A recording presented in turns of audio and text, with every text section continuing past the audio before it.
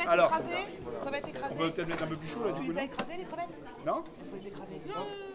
Là, on est sur une box de kit à cuisiner. C'est-à-dire qu'on est sur quelque chose pour aider les gens à cuisiner chez eux, à pas croire que c'est si compliqué que ça quand on voit une recette. Et nous, en fin de compte, on leur fait tout. On leur fait les courses, on leur prépare une fiche recette et on leur portionne tous les ingrédients. Et chez eux, ils arrivent, quand ils ouvrent la boîte, ils n'ont plus qu'à réaliser la recette. Pas besoin de peser, pas besoin de se faire du souci. Toute notre recette est en photo et où on a essayé de mettre un point, c'est que les recettes ne soient pas longues.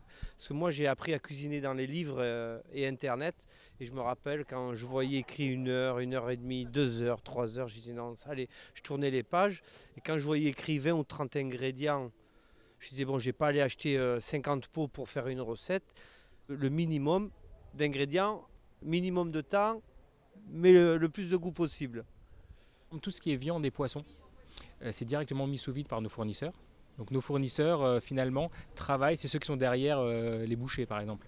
Notre viande vient d'une société qui livre les bouchers. Sinon effectivement on a des produits artisanaux comme par exemple nos pâtes. Elles sont faites de manière artisanale, localement, hein, la société à Mandelieu. Nos épices viennent du Vieux-Nice. Donc on essaye au maximum d'utiliser des fournisseurs locaux. Après, il y a une limite à ça. Hein. Par exemple, si on veut faire du saumon, la société avec laquelle on travaille est localisée, c'est Top Méditerranée, est localisée à Pégoma. Par contre, le saumon, il va quand même venir d'Écosse ou de Norvège, en fait. Hein. Mais en tout cas, nos fournisseurs sont dans un périmètre de 30 km à peu près. Alors moi-même, j'étais le premier étonné en travaillant sur ce concept, c'est-à-dire que la chaîne logistique et la livraison, c'est un métier qui est assez incroyable.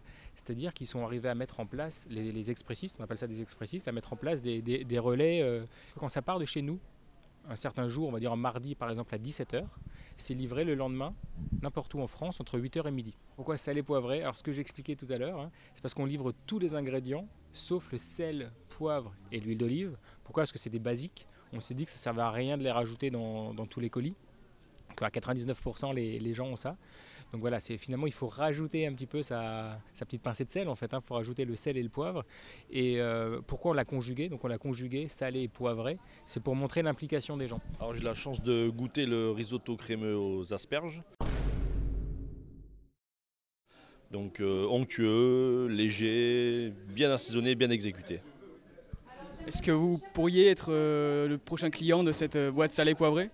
Ah oui, qu'on n'a pas toujours le temps de rentrer chez soi, de faire les courses. La box arrive au boulot ou à la maison et en une demi-heure, on fait manger la famille, les amis. Je trouve ça très pratique et sympa.